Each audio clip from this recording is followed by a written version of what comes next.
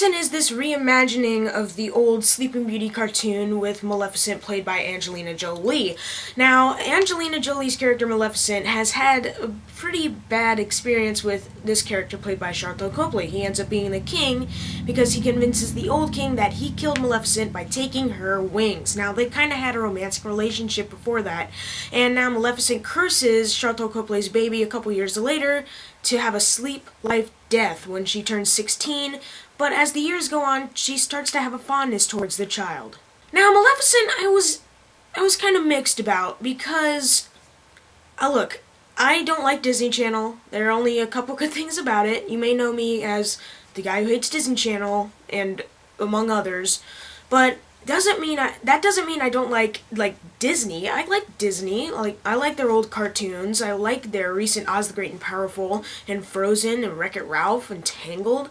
They can make a pretty good movie. It upsets me that they can't make some good TV shows. But it's okay if you like it. Just don't take it the wrong way. But I don't know where that turned out. And while Maleficent looked like it could be fun, I kind of had the skepticism towards it that I didn't really want to see it.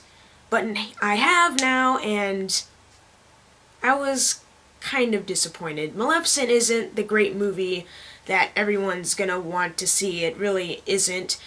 But there are some pros to it. Pros. Angelina Jolie as Maleficent. Fantastic. I thought she did a really good job. And I don't even remember the old Sleeping Beauty cartoon. And I don't know how well she fits in. I still think she did a pretty good job. And the CGI is actually really good for these creatures. And I really started to dig them. And there is a great story in this movie.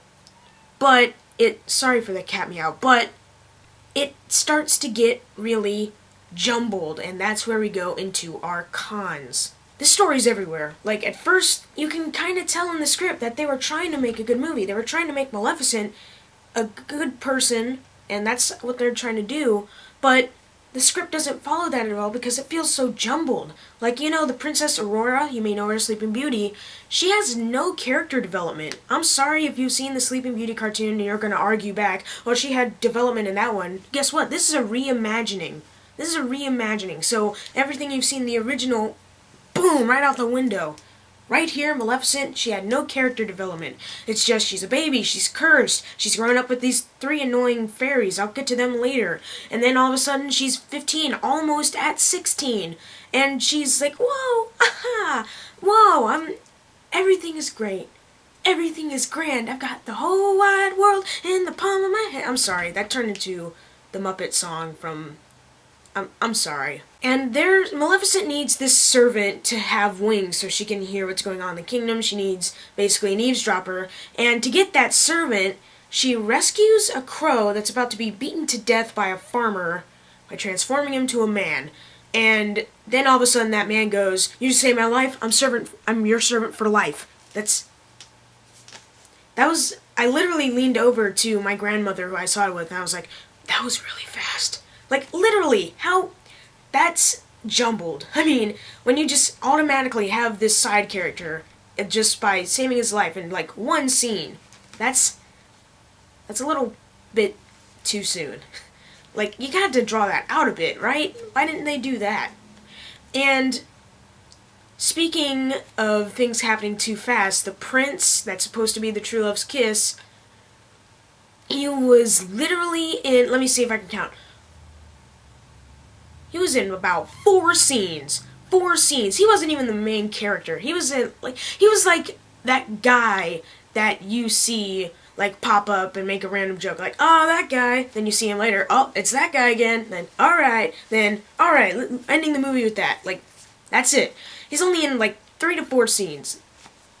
Yeah, the prince that's supposed to be well known in the Sleeping Beauty cartoon was only in the movie for about 4 scenes, sorry. And he was still shoehorned into it. The very first scene he was in, I was just okay, if they don't draw this character out, then it's going to feel shoehorned. And they didn't. It was just basically, whoa, I'm looking for the castle. Oh, look, beautiful girl. I gotta go talk to her.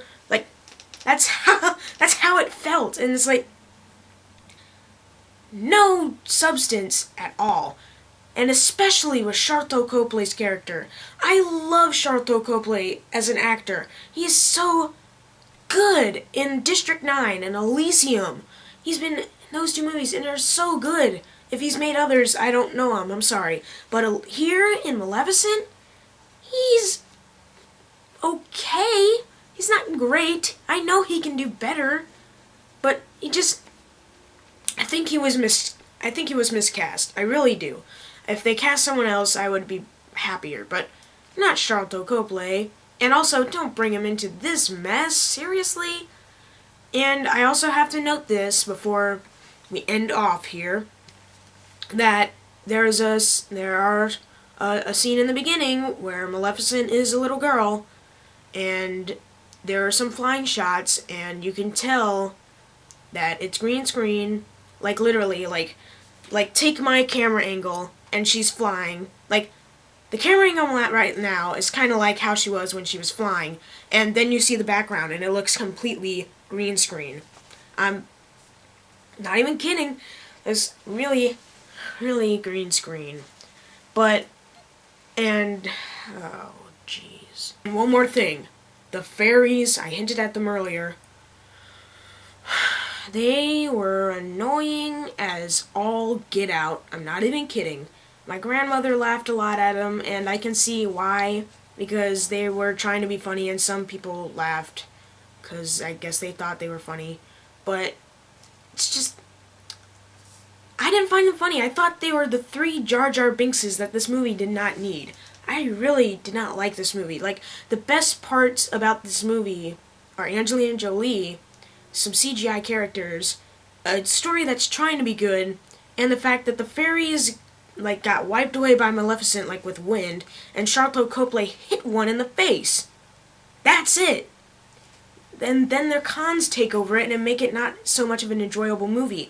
Would I see this movie again? Probably, but I wouldn't like it. So unfortunately, I'm going to have to give Maleficent a C-. I wouldn't recommend you seeing it, but if you want to, go ahead. It's your opinion on it, whatever.